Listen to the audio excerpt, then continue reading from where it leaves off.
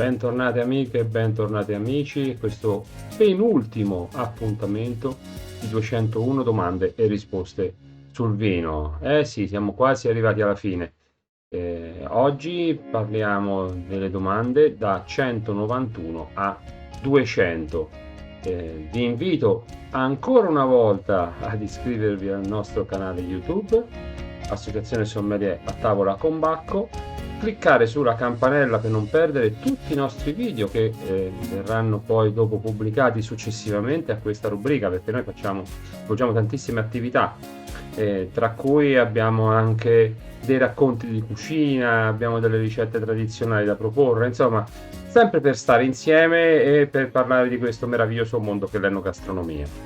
Quindi aspetto le vostre domande, i vostri commenti anche in privato, e vi invito a visitare il nostro sito www.tavolaconbacco.it, che è anche l'indirizzo della pagina Facebook già seguita da oltre 7100 fan. Partiamo con la prima domanda.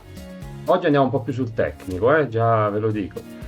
Allora, che cosa sono liqueur de tirage e liqueur de expédition? Ecco, quando parliamo di questi due termini, noi parliamo dello spumante metodo classico o dello champagne. Lo spumante metodo classico e lo champagne utilizzano quella tecnica che viene detta della rifermentazione in bottiglia. L'abbiamo già parlato, l'abbiamo già un po' spiegato, quindi per creare lo spumante si parte da vini, si fa una cuvée di vini, quindi un taglio di vini, ne prendiamo, o anche in purezza, prendiamo ad esempio 100% di Chardonnay e creiamo uno spumante Blanc de Blanc, cioè da bianco uno spumante bianco, oppure prendiamo un Pinot Nero ad esempio, che è un vitigno nero, e lo vinifichiamo in bianco, quindi facciamo un Blanc de Noir, cioè da un vitigno nero creiamo uno spumante in bianco vinificandolo senza macerazione con le bucce, oppure facciamo un taglio, ad esempio 70% di vino da Chardonnay e 30% di vino da Pinot Nero. Assembliamo i vini e poi dopo facciamo, prima dell'imbottigliamento, praticamente sulla champagnotto, cioè sulla bottiglia che poi noi andremo ad acquistare, aggiungiamo nel contenitore dove abbiamo assemblato i vini il liqueur de tirage, che praticamente è il tiraggio, il liquore di tiraggio, chiamiamolo così, insomma. Sono quello sciroppo, possiamo chiamarlo, che permette la rifermentazione in bottiglia del nostro vino. Di solito è composto da zucchero di canna, lieviti selezionati, sostanze minerali, insieme a del vino, quindi sciolto in un vino. Viene aggiunto praticamente alla nostra cuvée e poi imbottigliamo il tutto. All'interno della bottiglia si sviluppa questa seconda rifermentazione, che poi creerà non tanto un aumento della gradazione alcolica del vino, che potrà aumentare magari di 0,5 insomma, gradi alcolici, ma poca roba, ma soprattutto creerà quel famoso perlage, quelle bollicine che tanto amiamo nello spumante, e anche permetterà poi quello che abbiamo detto la volta scorsa in un precedente video, quell'affinamento, quella maturazione sui lieviti del vino, che lo arricchisco di profumi e di sapori, e poi all'interno del vino stesso si crea una pressione atmosferica che va dai circa 6 atmosfere e mezzo, tranne che nel prodotto detto Satin, cioè che ha una morbidezza simile alla seta durante l'assaggio, che è di 4 atmosfere e mezzo. Una volta fatto questo, aspettiamo alcuni mesi o addirittura anni per passare poi dopo alla fase finale della produzione del nostro spumante metodo classico. Facciamo il remouage, anche di questo abbiamo già parlato, del nostro spumante imbottigliato, dopodiché congeliamo il collo della bottiglia, facciamo il dégorgement, cioè la sboccatura, facciamo saltare il tappo praticamente a corona della nostra bottiglia, la pressione interna espelle dal collo della bottiglia tutte le fecce, vinacci in forma solida, e a quel punto però si crea una mancanza di spumante all'interno della bottiglia stessa, perché un po' ovviamente è volato via, diciamo che è stato espulso. Qui dobbiamo rimboccare, ricolmare la nostra bottiglia di spumante, e qui a questo punto noi aggiungiamo le liqueur d'espédition, cioè è uno sciroppo di dosaggio, possiamo chiamarlo così sempre in italiano. Praticamente viene aggiunto vino, zucchero e una specie di formula segreta, una sostanza segreta che fa poi il marchio della Maison nel caso della Champagne. Comunque è quello che contraddistingue praticamente l'azienda, la cantina. E possiamo chiaramente anche aggiungere dello zucchero, creando poi dopo varie tipologie di spumante. Quindi se aggiungiamo solamente del vino, vino secco, spumante secco o champagne secco, abbiamo un pas dosé, cioè nel senso non aggiungiamo zucchero, quindi a gradazione zuccherina da 0 a 3 grammi litro, quindi è quello che tra l'altro io personalmente preferisco, è quello che praticamente non ha zucchero o quasi.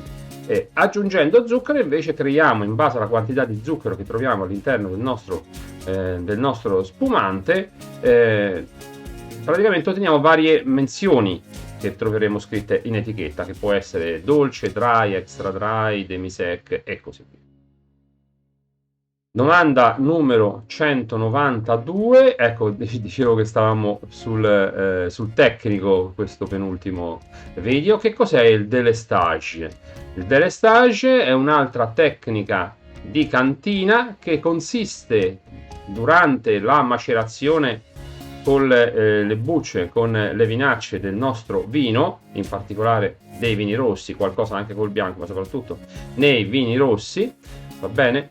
È una pratica di cantina che permette lo svuotamento del tino di fermentazione in un'altra vasca a parte, facendo precipitare sul fondo del tino tutte quante le vinacce, quindi il cappello, il cappello sommerso e tutte quante le vinacce che stanno in macerazione nel mosto. Questo che cosa crea praticamente? Un'estrazione superiore alla macerazione, che avviene durante la macerazione, del colore, tannini, lieviti e così via, dovuta alla rottura del cappello, perché cadendo il cappello chiaramente si rompe, ma soprattutto si rompe perché dopo qualche ora, di solito un'ora e mezza, ma questo varia insomma in base alla pratica di cantina fatta dall'azienda, viene rimesso nel tino violentemente dall'alto verso il basso, chiaramente il mosto che avevamo estratto prima e messo in un'altra vasca. Quindi si rompe il cappello e si riempie di nuovo il tino, ma si rompendo il cappello abbiamo un'estrazione maggiore di sostanze diciamo nobili delle nostre vinacce. Andiamo sulla domanda 193, ancora francese. Che cos'è il bâtonnage? Bâtonnage equivale praticamente a la bastonatura, sarebbe, cioè nel senso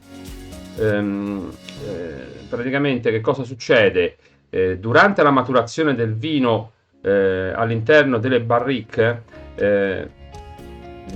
diciamo le fecce, i lieviti, insomma tutta la parte, quella diciamo così solida, polverosa del nostro vino, precipita sul fondo della barrique.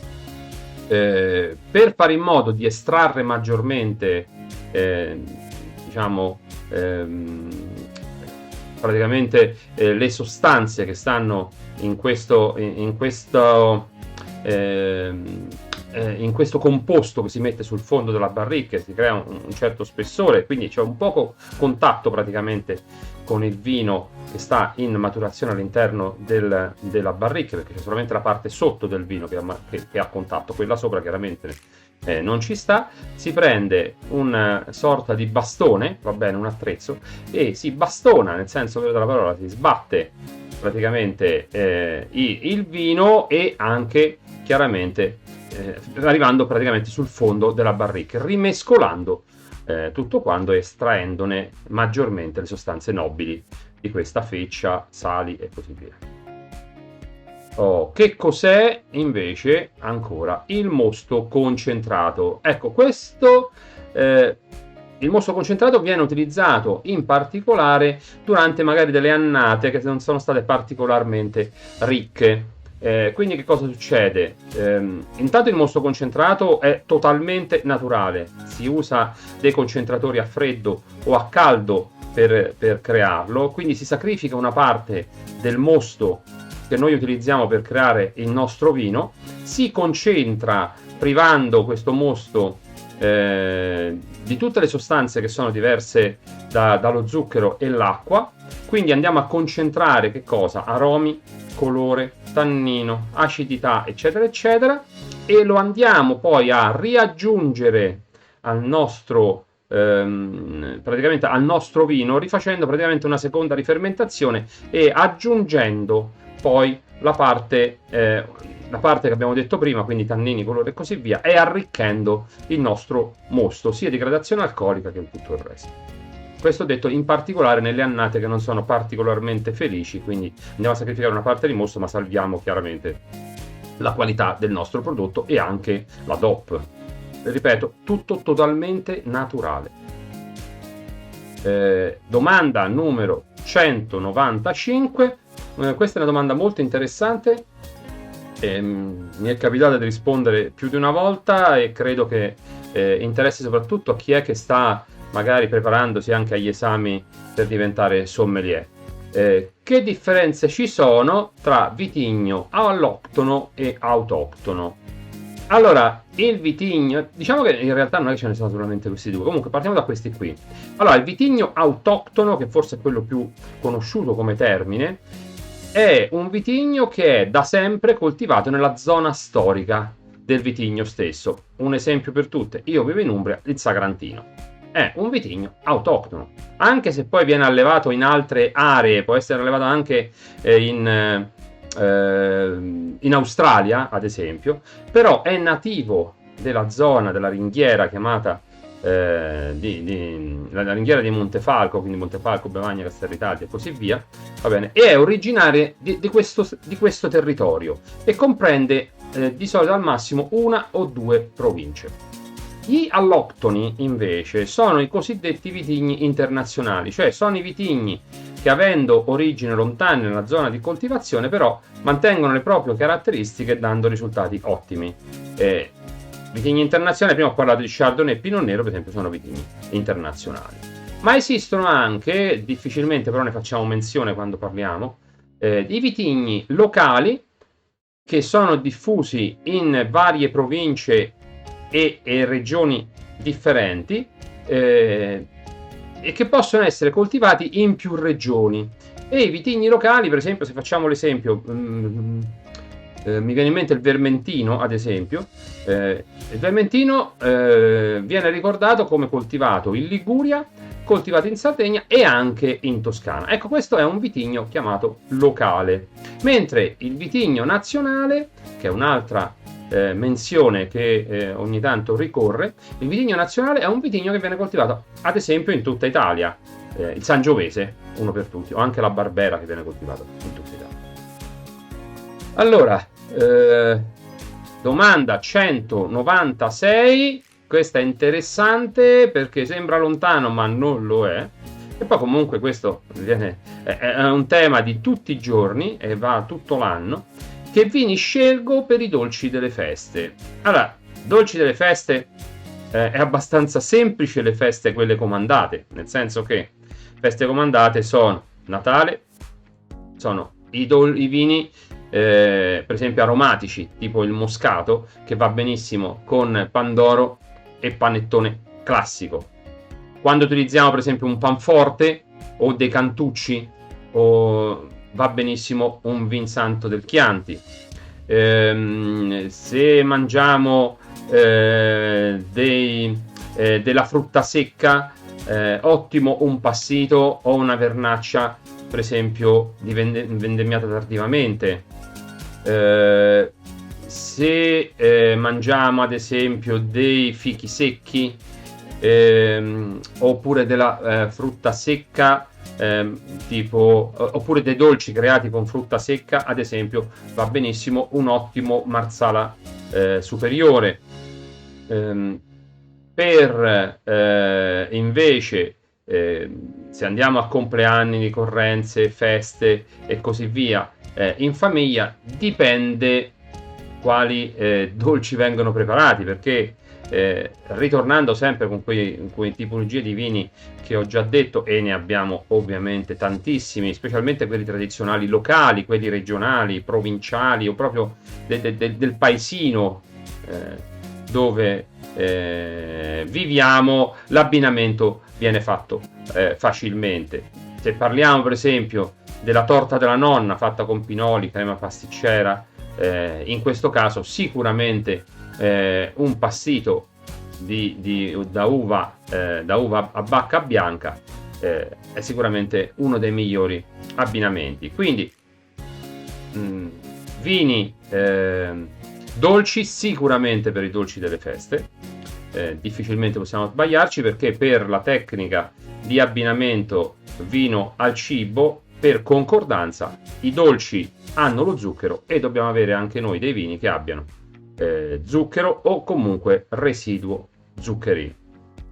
A me spesso piace pensare di utilizzare la bollicina un po' dappertutto, quindi moscato di canelli o canelli, vernaccia di Serra Petrona ad esempio dolce, o brachetto d'acqui ad esempio per i dolci invece preparati con la frutta fresca a bacca rossa, quindi susine, prugne, more, marmellata, frutti di bosco in generale. Quindi questi due io li preferisco in assoluto. Se abbiamo dei vini passiti del sud, ad esempio il primitivo di Manduria dolce naturale, o se abbiamo, ecco, ad esempio in questo caso sono sicuramente dolci molto strutturati della zona della Puglia, che ce ne abbiamo un'infinità, ma se pensiamo ad esempio al nord Italia, tipo Trentino, mi viene in mente il vino santo prodotto con nosiola in purezza, oppure moscato rosa e moscato giallo del Trentino, dell'Alto Adige, che sono perfetti ad esempio con lo strudel. Quindi pensate sempre alla tipologia di dolce, oltre a quelli ho detto per le feste comandate, va bene, che possono essere consumati o gustati insieme ai vini locali. Poi per Natale, Capodanno, Pasqua, vino santo assolutamente al 100%.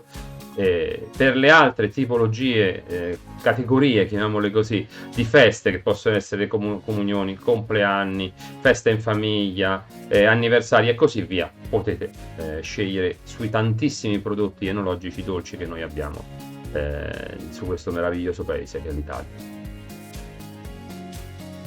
Cosa è il metodo invece Soleras? Ecco, questo è un metodo a cui si ricorre spesso come nome. Vi lascio un attimo questa slide così rimane bene in vista. Il metodo Soleras veniva utilizzato, dico veniva perché non è obbligatorio, utilizzato per la produzione del nostro Marsala. È rimasta la dicitura Soleras vergine o vergine superiore da 5 anni di invecchiamento o 10 anni di invecchiamento, anche se nel disciplinare del Marsala c'è scritto invecchiamento in legno, ma non c'è scritto invecchiamento in metodo Soleras.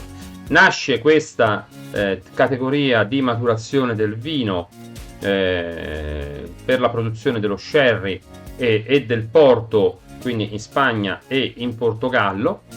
Che cos'è fondamentalmente? Il Soleras è il pavimento, quindi si imbottiglia prelevando l'ultimo vino che sta sulle barricche che sono in basso, in fondo, ma questo vino è arricchito anno dopo anno dai vini che vengono praticamente passati dalle barricche superiori a quelle inferiori, facendo in modo che magari passati 10, 12, 15 anni, ho sempre una piccola parte del vino originario che ha riempito le prime criadera, praticamente le prime barrique che vediamo in alto, e che mano a mano, anno dopo anno, vengono rimboccate coi vini nuovi. È un metodo particolare, molto ricco, nel senso che è ricco di profumi, è ricco di sapori, ma è anche ricco di tradizioni. Quindi quando trovate scritto metodo Soleras, sappiate che probabilmente bevendo quel vino state anche assaggiando qualcosa che potrebbe essere anche 10, 15, 20 o 30 anni precedenti alla data di imbottigliamento della bottiglia stessa. Siamo arrivati quasi alla fine. Che cos'è? E questo è importante. Che pensavo di averne parlato, invece non ne avevo parlato, me ne scuso, ma me ne sono accorto per fortuna prima della fine di questo ciclo di video. Quando un vino viene detto biologico, beh, è una parola che ricorre spesso, il biologico. Molte aziende stanno passando al biologico, oppure creano vini biologici senza però menzionarlo in etichetta. Il simbolo biologico, che è in pratica una foglia verde, va bene, è registrato presso il MIPAF ed è certificato per le aziende biologiche, che tra l'altro vengono controllate periodicamente dagli enti che sono preposti proprio alla certificazione e al controllo. È il primo passo prima del biodinamico, chiaramente, o in alcuni versi anche per l'orange wine, di cui abbiamo già parlato, va bene.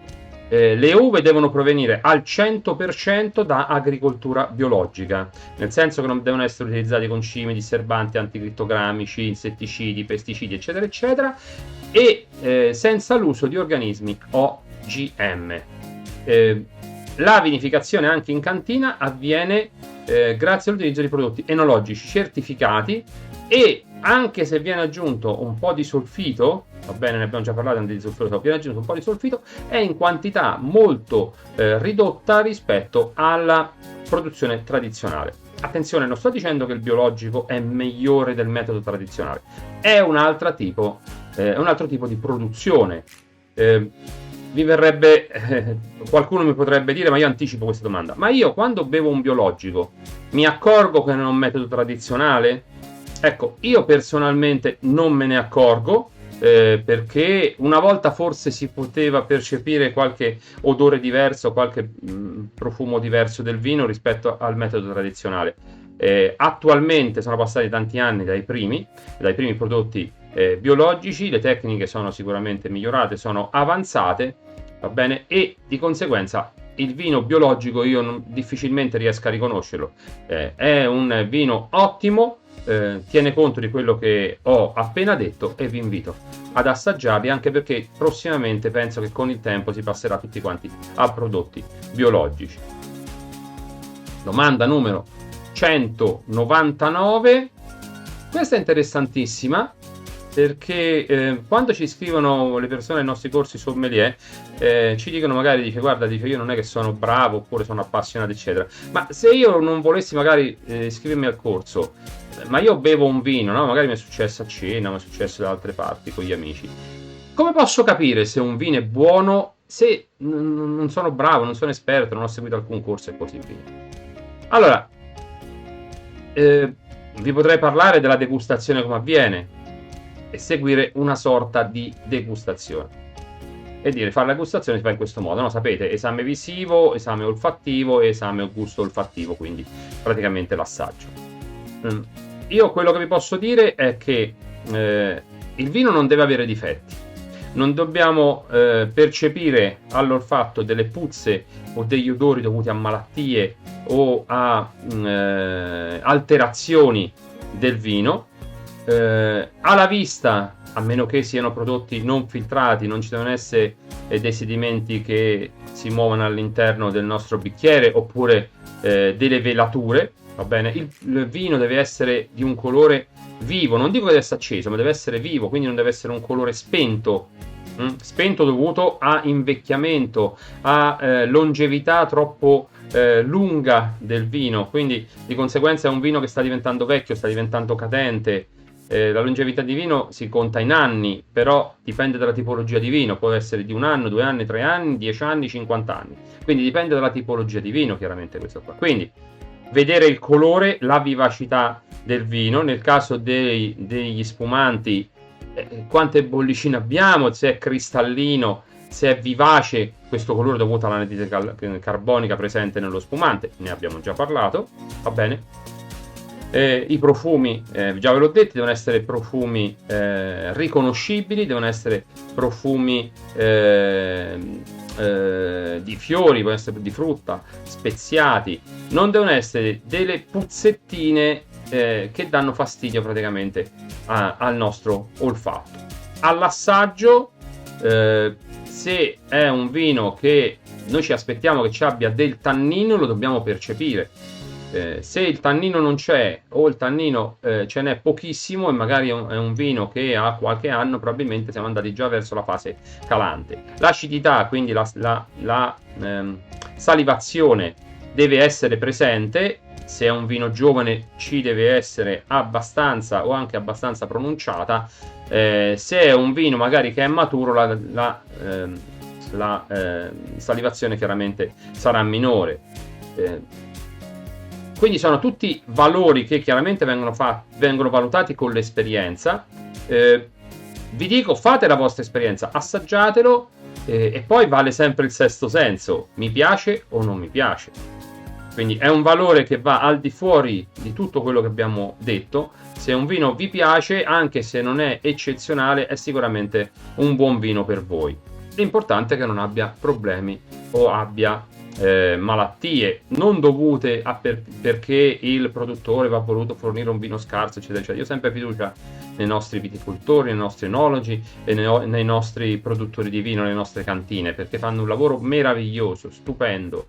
Cercano sempre di dare il prodotto migliore in assoluto e venderlo, metterlo in commercio e farvelo assaggiare. Quindi andate anche in cantina, incontrateli, parleranno sempre bene. Parlano sempre volentieri del loro prodotto e lo racconteranno e ve lo faranno anche assaggiare. Penso che il modo migliore forse per imparare possa essere veramente questo qui. Quindi anche se siete inesperto, sono 4 cose che vi ho detto, insomma, che possono essere sicuramente utili alla scelta del vostro vino e capire se il vino è buono o non è buono. Se avete dei dubbi, chiedete magari a chi è un pochino più esperto di voi di darvi magari un consiglio. 200ª domanda, ecco, come si diventa sommelier? Sommelier, intanto ci sono tantissime associazioni che organizzano corsi sommelier.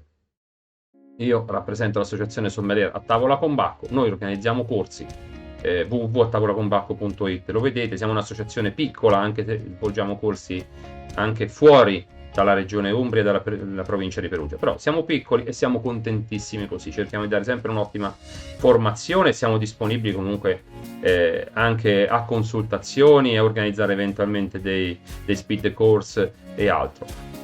Sicuramente nella vostra regione, nella vostra provincia ci stanno altre associazioni più blasonate forse della nostra, più grandi, che magari hanno 20 anni, 30 anni, 40 anni di storia, che vi possono fornire, vi possono permettere di diventare sommelier.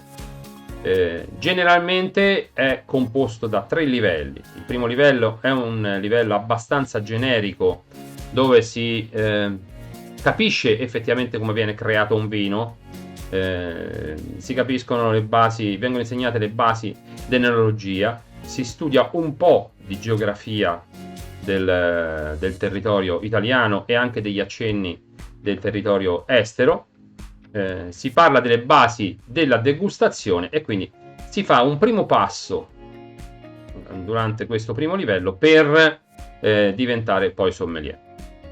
Superato il primo livello si accede al secondo livello. Noi come associazione Sommelier a Tavola con Bacco, il secondo livello nostro è incentrato sull'abbinamento cibo-vino o vino-cibo, come già ho detto io, cioè noi prima ordiniamo il nostro piatto gastronomico e poi facciamo l'abbinamento del vino al cibo, ma generalmente trovate scritto cibo-vino, ma comunque tanto è la stessa cosa, insomma. Altre associazioni invece il secondo livello lo svolgono parlando dell'enografia, della geografia del vino, andando più a fondo nelle regioni e nella produzione di vino internazionale. Superato il secondo livello si accede al terzo livello. Noi il terzo livello invece insegniamo la scheda punti e parliamo di geografia nazionale, regionale e internazionale, approfondendo anche il racconto del vino, facendo in modo che i nostri sommelier diventino veramente bravi e che sappiano raccontare il vino oltre che valutarlo e degustarlo. Altre associazioni, il terzo livello invece parlano dell'abbinamento cibo-vino. Al termine del terzo livello ci sono gli esami orali e scritti, pratici e orali davanti a dei commissari. Dopodiché, superato l'esame, si diventa sommelier dell'associazione di appartenenza. Attenzione, questo è importante. Non c'è un albo dei professionisti del sommelier, nel senso, sei professionista se svolgi l'attività di sommelier dentro un ristorante, enoteca e così via. Almeno alcuni fanno questa differenza. Noi non la facciamo, per noi il sommelier è sommelier, punto. Anche perché gran parte sono appassionati sommelier. Poi, diciamo, qualche volta possono svolgere dei servizi come sommelier, ma il sommelier professionista sono veramente, veramente pochi. Per noi il sommelier è un sommelier, punto. Ma è dell'associazione. Io ad esempio appartengo all'ordine dei giornalisti, ho un tesserino che vale a livello nazionale e ho un numero di riferimento. Il sommelier dell'associazione a tavola con Bacco, l'associazione sommelier a tavola con Bacco, e il sommelier dell'associazione a tavola con Bacco. Altre associazioni hanno i propri sommelier. Quindi è importante, a mio parere, diventare sommelier proprio per una questione di cultura e anche per un modo di vivere. Quando si va al ristorante, si va in enoteca, si va al supermercato e così via, è bello poter scegliere un vino, degustarlo insieme agli amici o anche da soli qualche volta, perché noi i cosiddetti vini da meditazione ne abbiamo già parlato. Fare l'abbinamento con i piatti gastronomici che più ci piace e parlarne, partecipare a manifestazioni con la qualifica di sommelier, che è un esperto, insomma è una persona che ha fatto un percorso di studio importante, qualunque voi vogliate fare. Non è detto che io vi dico fatelo con noi, se lo fate con noi sono contento, li creiamo anche online, l'abbiamo fatti anche durante il periodo del Covid, ma non per questo vi dico per forza con noi, fatelo, frequentatelo, diventate sommelier, siate appassionati, siate curiosi, che è la cosa più importante in assoluto. Se siete sommelier, se diventate sommelier, è sicuramente una grande, grande, grande soddisfazione, almeno per me lo è stato. Io sono arrivato alla 200ª domanda, è rimasta una sola domanda che tratterò nel prossimo video.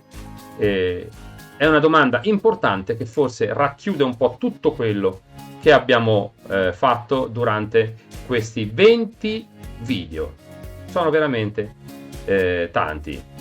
Quindi ancora una volta vi rinnovo l'invito ad iscrivervi al nostro canale YouTube e a regalarci un mi piace e il vostro ringraziamento per tutto quello che noi facciamo giornalmente, sia online che in presenza. Lo facciamo con passione, siamo dei professionisti, cerchiamo di regalare quello che noi sappiamo e, perché no, imparare ogni volta anche da voi.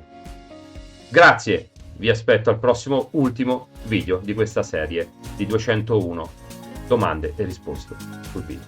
Ciao a tutti!